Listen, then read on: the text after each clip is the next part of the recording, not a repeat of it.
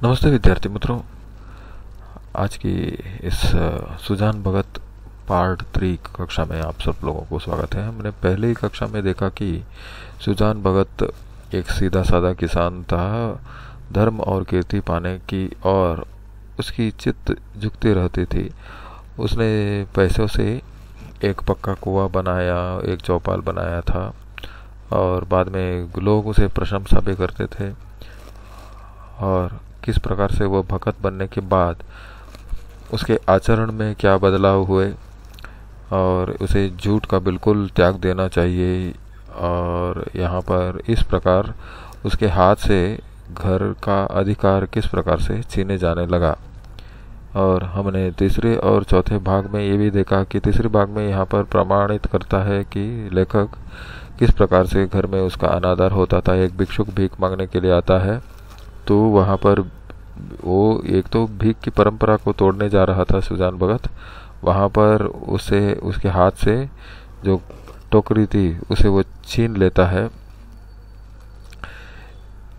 बाद में इस बात से उसे बहुत बुरा लगता है। यहाँ पर बाद में दोनों पत्नी पति बुलाकी और सुजान भगत के बीच भी झगड़ा होता है थोड़ा बहुत। कितने मनाने पर भी वह भोजन करने के लिए नहीं जाता।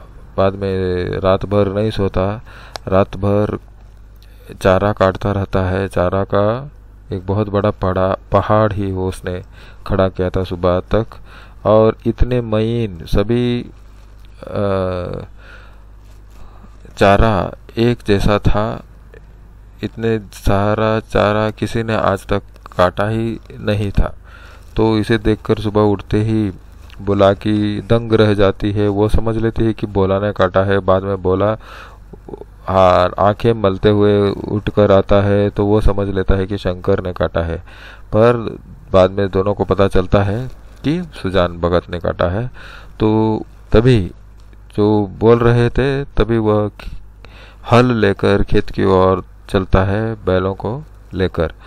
तो जब तक बोला आता है खेत के लिए वहाँ पर तो वो आधा खेत जोत चुका होता है और दोपहर में भी आराम नहीं करता वो। और वहाँ पर बैलों को भी सहलाता है, इसलिए बैल भी खुश हो जाते हैं। दोपहर के बाद जब वो डांड सभी फेंक कर आता है तो बैल उससे आगे जल्दी जल्दी खेत की ओर जाते हैं। और यहाँ पर लेखक ने हमें ये समझाया है कि सुजान भगत बैलों से भी प्यार करता था और बैल भी सुजान से बहुत इज्जत रखते थे, इसलिए वह जल्दी जल्दी खेत की तरफ दौड़ते चले जा रहे थे। इस प्रकार से वो दिन रात मेहनत करता रहा। यहाँ पर एक प्रकार से उसने अपने बेटे को भी इस स्पर्धा में पीछे छोड़ दिया, उसे हरा दिया। क्योंकि यहाँ पर जो शाम को भी वो जाता है तो बोला से कहती है कि तुम्हारे बाबा हल लेकर जा रहे हैं, लेकिन वह चुपचाप वहीं बैठा रहता है। कहता है कि अम्मा मुझसे ये नहीं हो सकता। यहाँ पर लेखक ने और एक बात कही है कि थोड़े बूढ़े लोगों को सिर्फ अपने काम से मतलब होता है, लेकिन जवान लोगों के लिए बहुत सारे काम आगे होते हैं। जैसे कि आगे पीछे जो मतलब अड़ोस पड़ोस गांव में कुछ दंगल हो रहा है तो उसमें उसे शामिल होना है। शादी त्योहार नाच गाना सब कुछ होता है, वहाँ जाने की इच्छा उसे होती है। लेकिन बूढ़े लोगों को ऐसा कुछ पाबंदियां नहीं होती। देखिए अंतिम वाक्य वही है, यहाँ पर बोला कहता है जाने दो अम्मा मुझसे यह नहीं हो सकता। अभी हम आगे का भाग देखेंगे। आगे सुजान भगत के इस नवीन उत्साह पर गांव की टीकाएं हुई। निकल गई सारी भक्ति, बना हुआ था माया में फंसा हुआ है, आदमी काहे को भूत है। देखिए यहाँ इस प्रकार से वो काम कर रहा था। लोग देखिए उसे कहते हैं कि अब आज तक एक प्रकार से भगत बना हुआ था, लेकिन अब उस भूत उतर गया और दूसरा भूत अभी इस पर चढ़ा हुआ है, इसलिए ऐसा काम कर रहा है। मगर भगत जी के द्वार पर अब फिर साधु संत आसन जमाए देखे जाते हैं, उनका आदर सम्मान होता है। अब की उसकी खेती ने सोना उगल दिया, फसल बहुत अच्छी हुई। बखारी में अनाज रखने की जगह नहीं मिलती थी। जिस खेत में 5 मन मुश्किल से होता था, उसी खेत में अब की 10 मन की उपज हुई है। देखिए यहाँ पर आप समझ सकते हैं उसने कितनी मेहनत डाली है। इसलिए जिस जमीन में 5 मन फसल होती थी, लेकिन अब 10 मन, मतलब डबल, उसके दुगना। यहाँ थोड़ा बहुत चैत के महीने का, उस बैसाखी के वातावरण का यहाँ पर थोड़ा बहुत एक प्रकार से वर्णन किया है यहाँ पर लेखक ने, हम देख सकते हैं। चैत का महीना था, खलिहानों में सतयुग का राज था। यहाँ पर सतयुग आप जानते हैं, त्रेता युग, द्वापर युग, बाद में अभी कलियुग, पहले आता है सतयुग। इसमें सब लोग, मतलब जो लोग थे उस युग में, सब लोग सत्य के आधार पर ही चलते थे। सत्य धर्म बहुत ऊंचा स्थान पर था। अभी इस महीने में, चैत के महीने में, उस हमारे धरती पर भी लेखक को लग रहा है कि सतयुग चल रहा है। मतलब कोई भी स्वार्थी नजर नहीं आ रहा है, सब लोग बहुत खुश हैं। जगह जगह अनाज के ढेर लगे हुए थे। यही समय है जब कृषकों को भी थोड़ी देर के लिए अपना जीवन सफल मालूम होता है, जब गर्व से उनका हृदय उछलने लगता है। सुजान भगत टोकरे में अनाज भर भर कर देते थे और दोनों लड़के टोकरे लेकर घर में अनाज रख आते थे। कितने ही भाट और भिक्षुक भगत जी को घेरे हुए थे।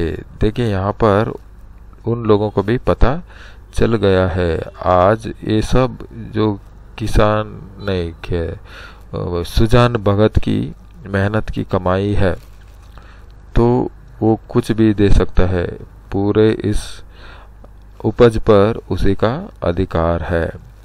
कितने ही भाट और भिक्षुक भगत जी को घेरे हुए थे। उनमें वह भिक्षुक भी था जो आज से 8 महीने पहले भगत के द्वार से निराश होकर लौट गया था। यहाँ पर कितने महीने उसने लगातार मेहनत की, आपको पता चलता है कितने महीने, 8 महीने। 8 महीने लगातार मेहनत के बाद अभी इतनी अच्छी फसल आई है। अभी भिक्षुक और भाट लोग कुछ न कुछ तो उन्हें दान मिलेगा, ऐसे सोचकर सुजान को घेरे हुए हैं।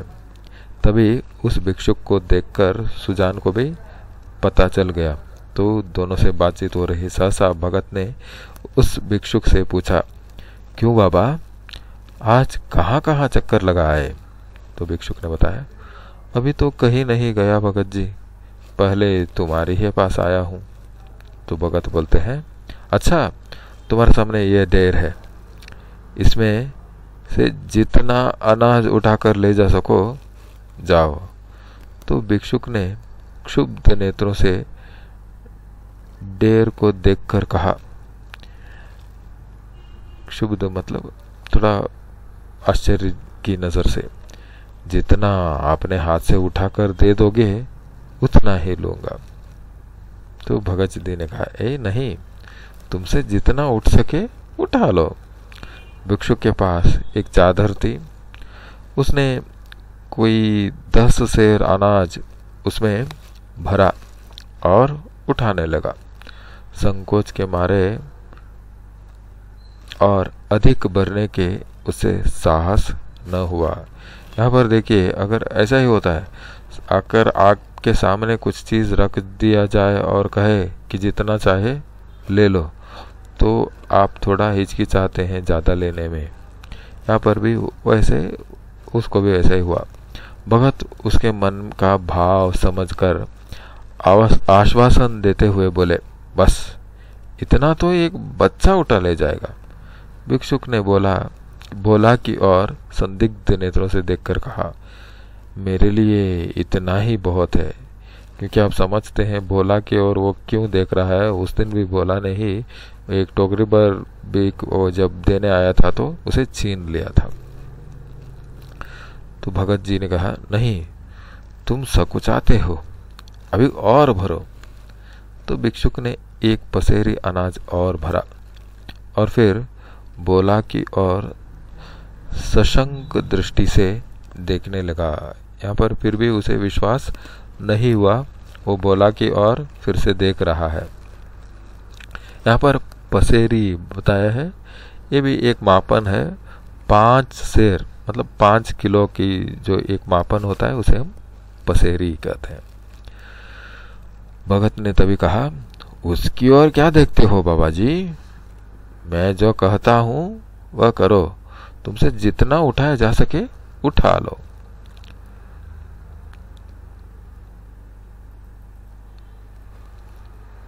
भिक्षुक डर रहा था कि कहीं उसने अनाज भर लिया और भोला ने गठरी न उठाने दी तो कितनी बद होगी।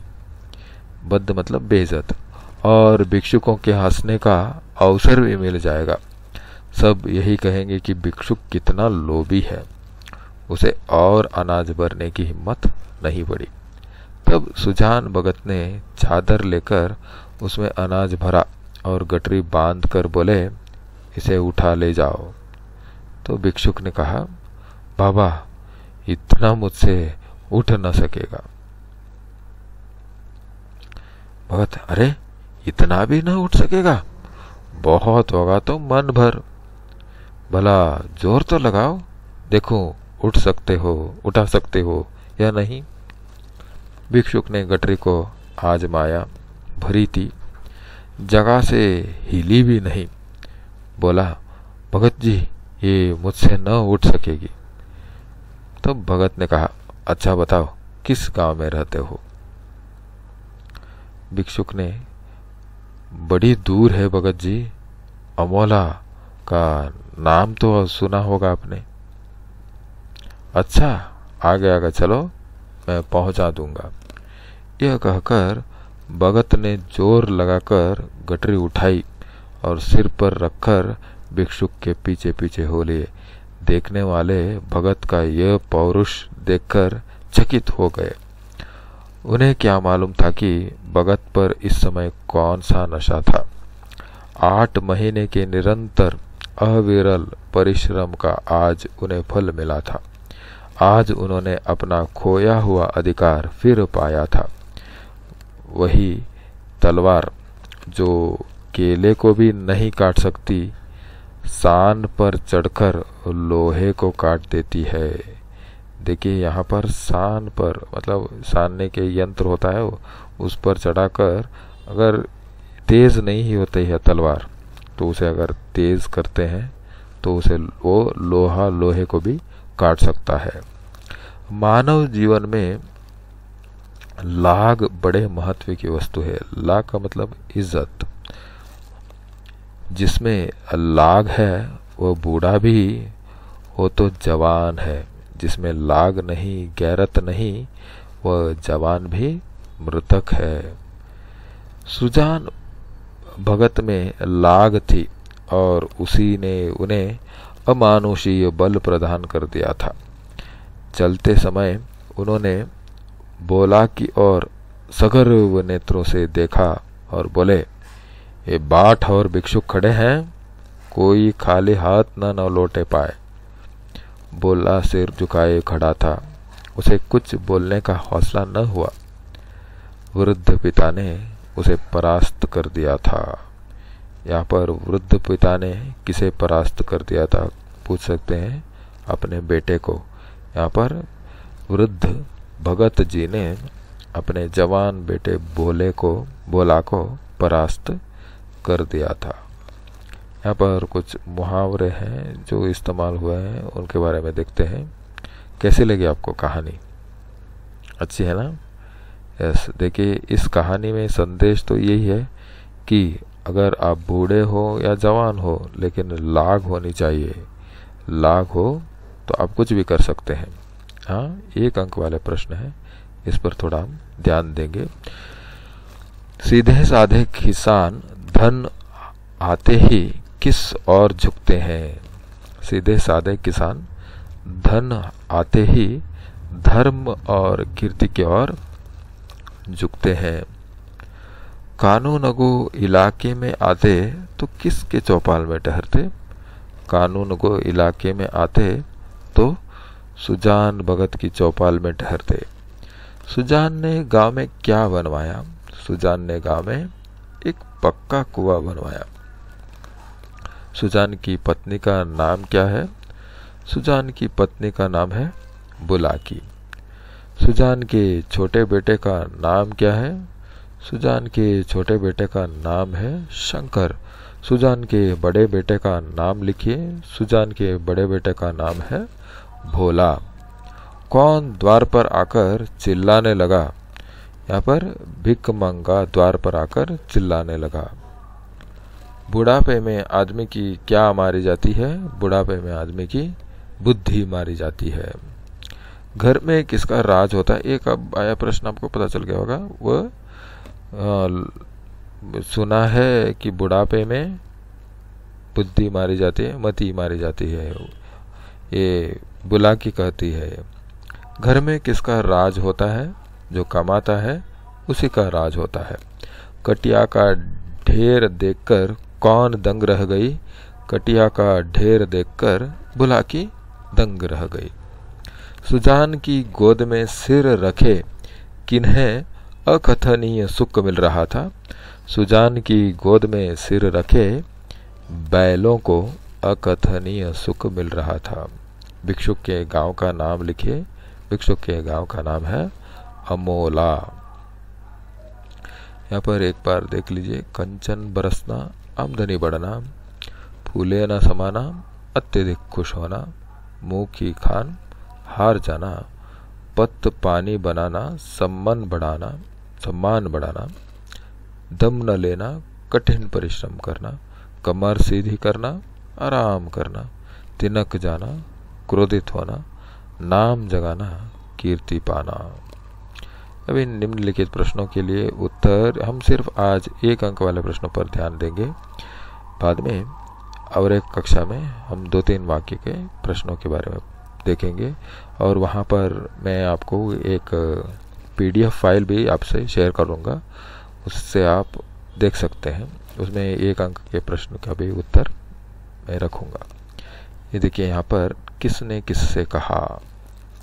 धर्म के काम में मीन मेष निकालना अच्छा नहीं। ये किसने कहा?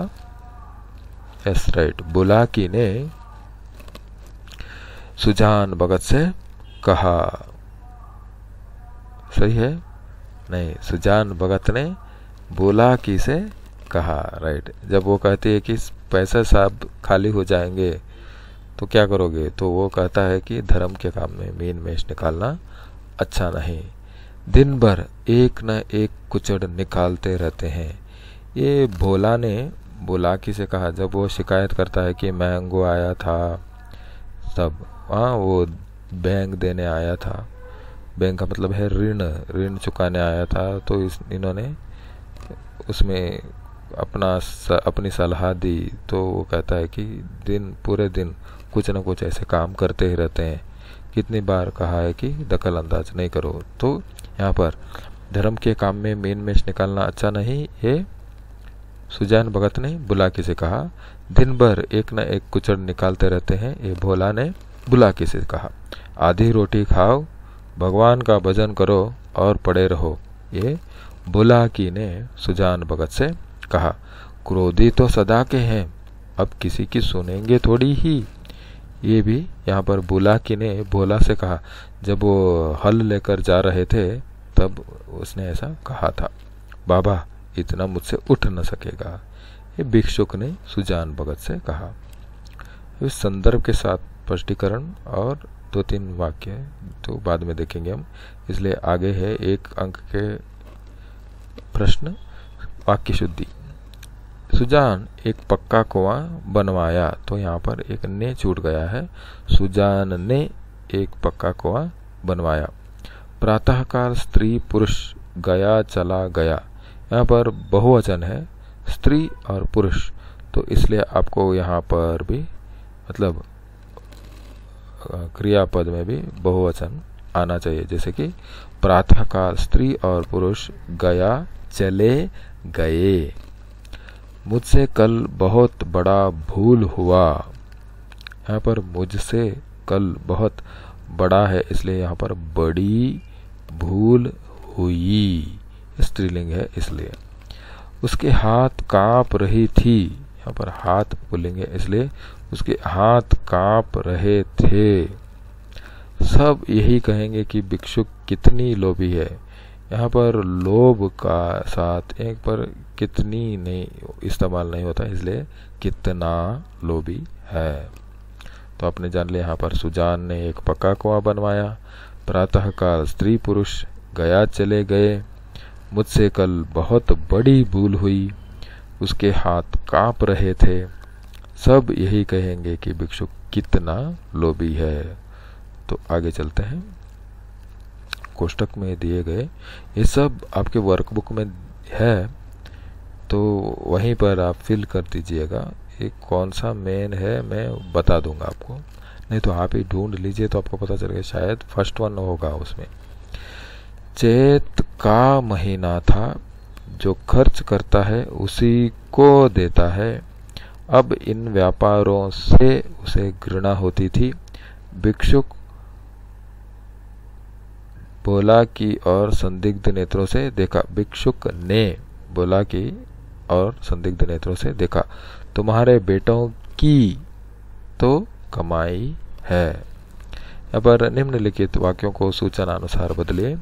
सुजान के खेत में कंचन बरसता है, यहाँ पर भविष्यत काल में बरसता है, ये वर्तमान काल में है तो भविष्यत काल में बरसेगा। सुजान के खेत में कंचन बरसेगा। सुजान के मन में तीर्थ यात्रा करने की इच्छा थी, ये भूतकाल में है, वर्तमान काल में इच्छा है। सुजान के मन में तीर्थ यात्रा करने की इच्छा है। शंकर गाड़ी में नारियल भर कर लाता है, भूतकाल में लाता था। शंकर गाड़ी में नारियल भरकर लाता था। अन्यलिंग रूप भिखारी भिकारिन, पुजारी पुजारिन, आदमी औरत, पिता माता, विद्वान विदुषी, साधु साध्वी, भगवान भगवती, स्त्री पुरुष। ये सभी हमने जो अन्य लिंग के इसमें चर्चा करते समय हमने इन सब की जवाब आपको उत्तर दे दिया है। फिर से आप उन वीडियो को देखेंगे तो आपको मिल जाएगा। अन्य वचन रूप लिखिए। घर, घर का अन्य वचन घर, अनेक घर होते घर ही लिखेंगे। बात बातें, अभिलाषा अभिलाषाएं, लड़का लड़के, रोटी रोटियां, भिक्षुक भिक्षुक ही रहता है, पर घर भिक्षुक में कोई बदलाव नहीं होता। महीना महीने, टीका टीकाएं। विलोम शब्द लिखिए। मुरझाना, मुरझाना मतलब यस मुरझाना खिलना। जीवन मरण, सुख दुख, आशा निराशा, भलाई बुराई, सुंदर कुरूप, मुश्किल आसान। उतना ही आज के लिए। यस, यहाँ पर सुजान भगत लेसन समाप्त हो जाता है। प्रश्नोत्तर 2-3 वाक्य और संदर्भ के साथ स्पष्टीकरण और एक कक्षा में हम देखेंगे। ये एक बार मैडम ने वहाँ पर वीडियो बना दिया है, फिर भी आप लोगों ने पूछा इसलिए मैंने बना के शेयर कर रहा हूँ मैं। यस, धन्यवाद। शुभम भूयात।